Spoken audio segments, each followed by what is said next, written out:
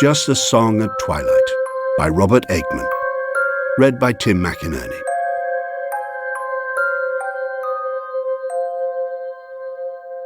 Up the mud road, neither old nor new, but timeless and sad as the people who built it, advanced the much battered station wagon. It was also different from last time. It had been less than 4 months before that Lydia and Timo, weary of London, had gone to spend a fortnight on the island with Nugent and Packer, who ran a guest house there. On the island, Lydia had that spring caught a glimpse of beauty itself and agreeable mystery. She could not define these things. She felt it unwise to try. And most remarkable, Timo seemed to feel them too. For the first time, they really seemed to feel alike. 3 days before they flew away, they decided not only to come back, but to move to the island and live there. The next morning they spent driving round in a hired car, and within a few hours had found a large stone-walled patch of unkempt holding at the top of a deep cleft in the cliffs, with a small modern structure built of slabs lying empty in one upper corner of it. The site seemed perfect. Only 12 kilometres from the town, with no other building in view, and what amounted to a private sandy beach. Admittedly, the house was less attractive. Still, they had sat on the warm grass, feeling the hot rock beneath. But Timo was already worrying, not about the immediate decision, but about his general economic ineffectiveness. It was a distress that always annoyed Lydia, because in this matter at least she had known exactly what lay before her when she married. "Oh, Timo, why can't we just try to be happy?" she said. "I might get a part-time job teaching English," said Timo. "It's a pity that no one needs Estonian." "You can teach me Estonian." Timo smiled and squeezed her hand, but said nothing. She had long before come to suppose that his native land was a secret from which she was thoroughly excluded. "You'll be able to write your book." "My dear Lydia, we haven't bought the place yet. We don't even know if it's for sale." But that same afternoon they were told by a local businessman that it was. He owned it himself. The price was higher than expected, and the businessman wanted immediate payment. In the end, Lydia undertook to transfer a large sum within a week from London to the local bank of San Gabriel. Timo signed 6 or 7 half-comprehended sheets of paper. The property was apparently theirs, and they went into the beautiful square for drinks. When, the following week, all their London friends said they must be quite mad, they lightly out-argued them. But now, in their own station wagon, weighed down with books, art objects, pans, suitcases and camping equipment, the 12 kilometres from the town seemed far longer than they had remembered. Timo set out on a journey round the small estate. "There's a well," he reported. "Is there water in it?" "That will take time to find out." "Isn't it the first thing?" "The first thing tomorrow, perhaps. Now we just unload and go back to Nugent and Packer." It had been the agreed arrangement, but Lydia had never really approved of it. "Couldn't we stay here now that we've got here? There's food and bedding in the van, and all we've got to do is to get up some water." "We're committed. We told Nugent and Packer we were coming back." "They'll hardly notice whether we're there or not." "You wouldn't speak like that if Nugent and Packer were your friends." "In this heat it's absurd to grind along for any more miles in that closed van unless we have to. I'm going to try the well." Lydia ploughed and sweltered across the grass. When she reached the well in the middle of the empty grassland, she shouted back, "What's all this wire?" Across the grass beyond, impeding the access to the private beach, was an entangled swathe of military barbed wire. It came from over the hillside to the left, crossed their little valley, and ascended the hillside to the right, where it passed from view. Lydia looked back and saw that Timo had opened the van. He was taking things out, stacking them against the low wall. She waded across to him.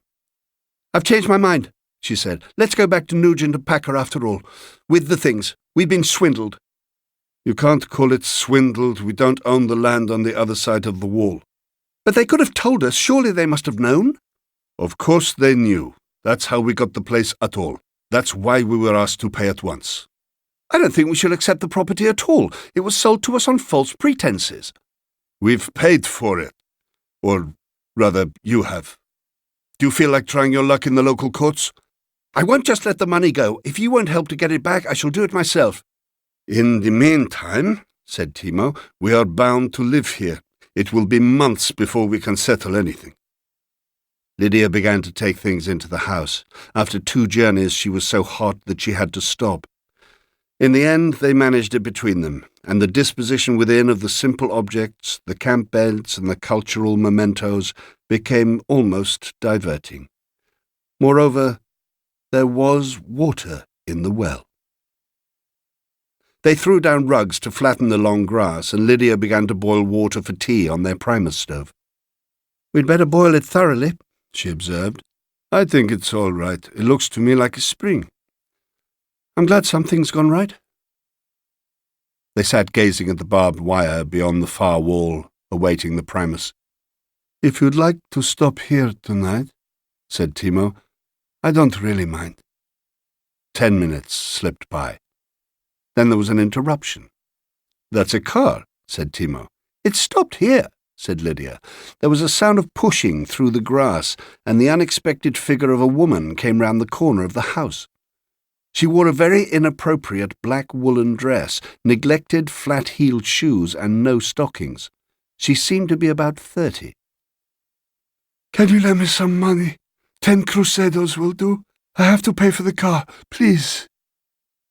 Timo immediately put his hand in his pocket and produced 14 crusados, all he had, which he gave her. She disappeared. Then the woman was back. "I gave him the rest as a tip. I hope you don't mind. They don't like coming all this way, and I have to keep him in order to go back." Lydia had completed the infusion. "Would you like a cup of tea?" "No, nothing, thank you." Lydia filled 2 cups. "Do you live on the island?" "Down in the town. I'm in an impossible situation. I want you to help me. You're the only people who can." Timo was stirring his tea. "What do we have to do?" he asked. He was not looking at her. "My husband bought a house here. He sent me to live here, and without my 2 sisters. We don't get on very well together, and he's got his business, but he swore he'd let my sisters come." "How long ago was that?"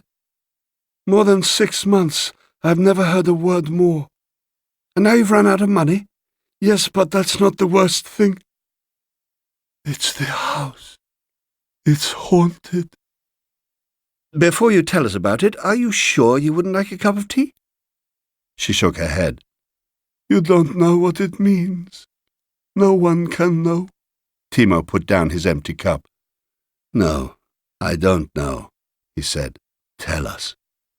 She twisted back again and faced them. "I can't tell you, but it's true. You'll just have to believe me." "I don't suppose the details are any of our business," said Timo. "Where does the money come in?" "I must get away, and I have nothing left." "How much?" asked Timo.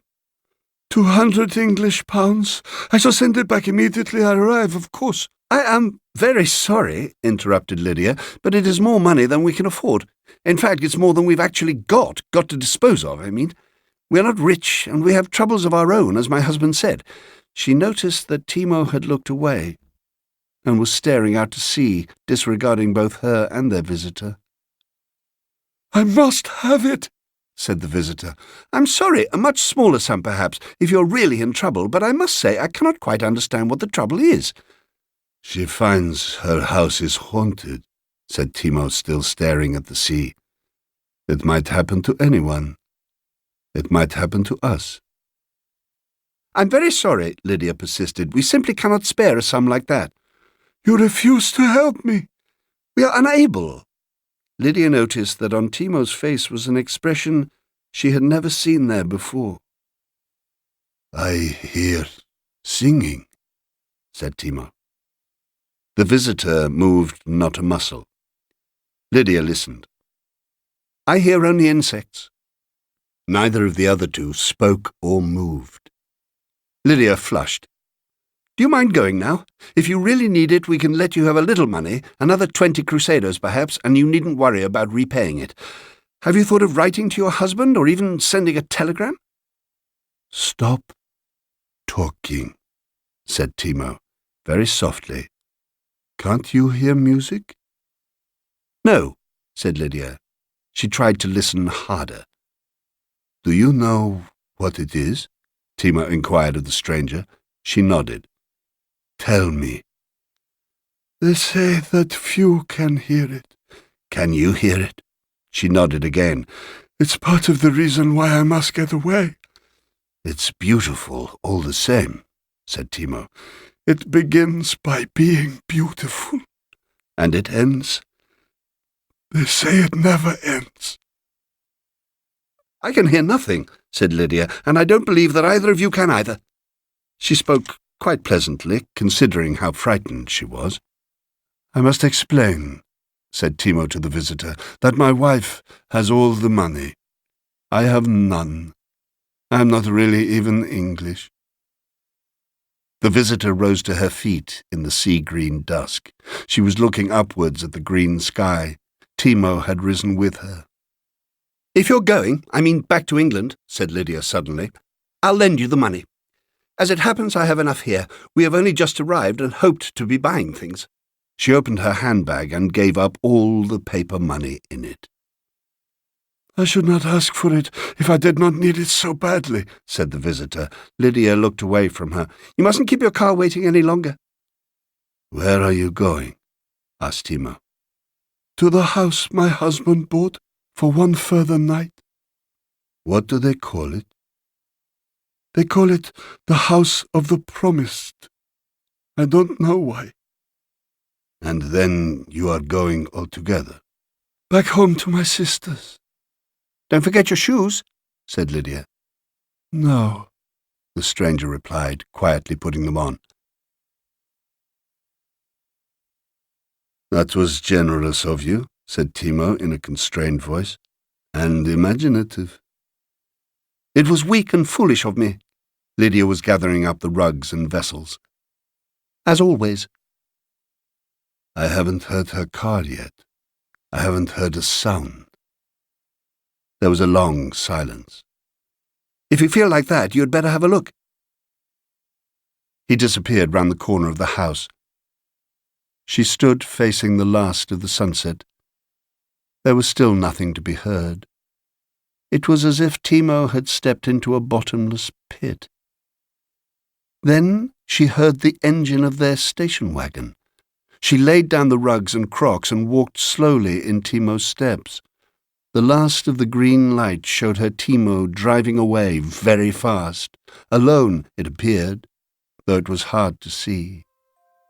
The din seemed to take minutes to die away among the echoing rocks and merge into sounds she had never before consciously listened to, sounds of the alien dusk, unidentifiable, multitudinous, lyrical. Then the night was on her, like the curtain at the end of a play.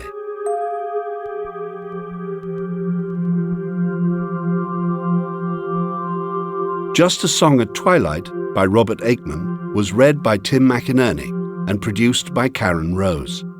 It was a Sweet Talk production for Radio 4 Extra.